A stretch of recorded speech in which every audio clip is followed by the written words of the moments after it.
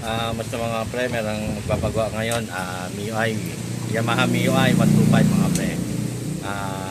Nag-air code doon ng air code yung motor niya, kaya hindi namandar mga pre. Tignan, silipin natin mga pre.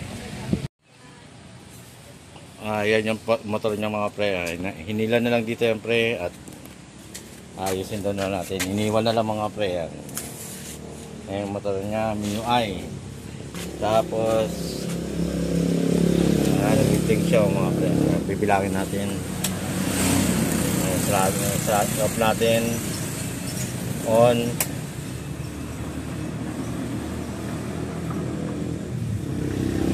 One, two, three, four.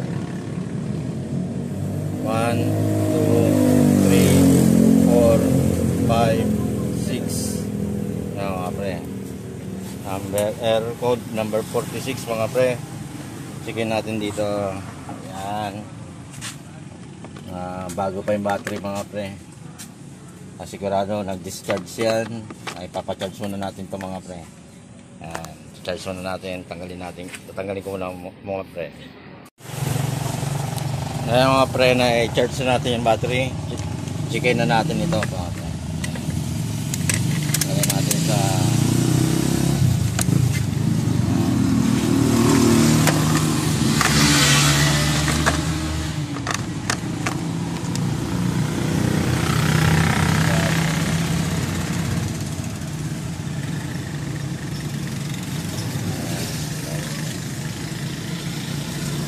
Yan, 65 volts mga pre. Yan, okay na, mag-charge na yan. Mag-start na siya yan. Pero number 46 ang error code nyo mga pre. Baklasin natin to. Yan, baklasin natin mga pre. Hindi ko na mapakita mga pre, baklasin yan ha. Yan. Ito mga pre. Ito mga pre, baklasin natin. Yan. Ito yung regulator niya pre, napapalitan natin para sa charging niya. Ayan. Hindi kasi siya nagcha-charge mga pre, kailangan palitan natin to. Ayan. Saan na yung napapalitan natin? Mga pre.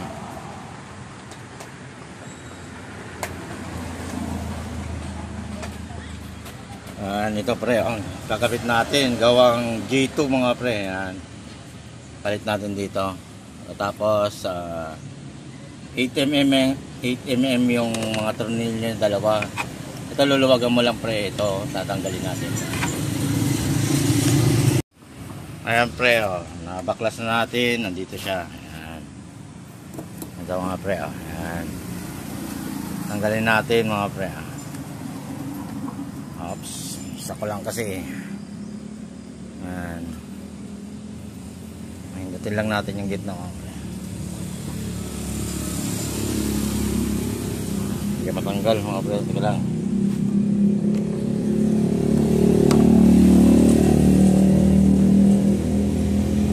Hindi lang matanggal. Sige lang mga pre.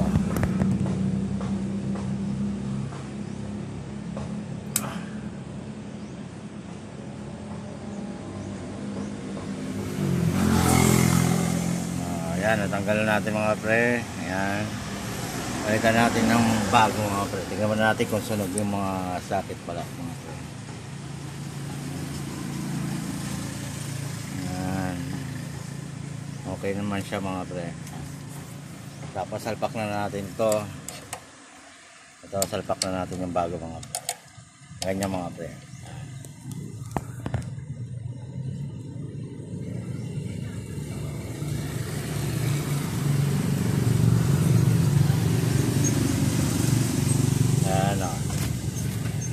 Pre,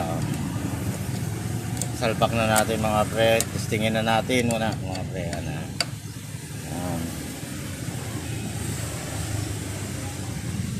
Tapos kabit natin isang tornilyo para hindi siya malaglag.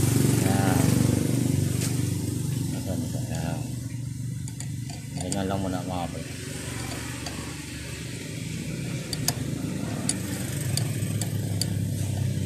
Testing muna natin mga pre kung andar na siya. Yan. Yung susi. On natin. Oops. Meron pang code mga pre na. Start natin mga pre. Oops, ayaw mo ano. Start natin. Yan, umanda na siya mga pre. Yan, nawala na yung error code niya mga pre. Yan, umaandar na siya. Umaandar na. Okay.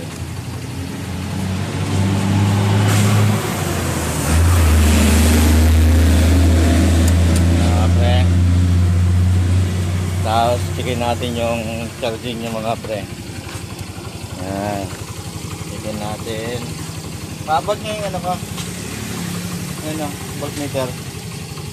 Pwede na pinapalo ng charging yung mga pre. Nilagay natin. Ayan yung anak ko pala Yan.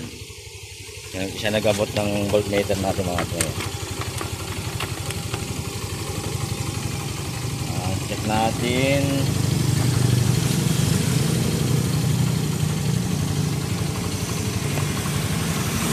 Ayan po, nag-charge siya 1274. Ayan, tumataas pa yan mga pre.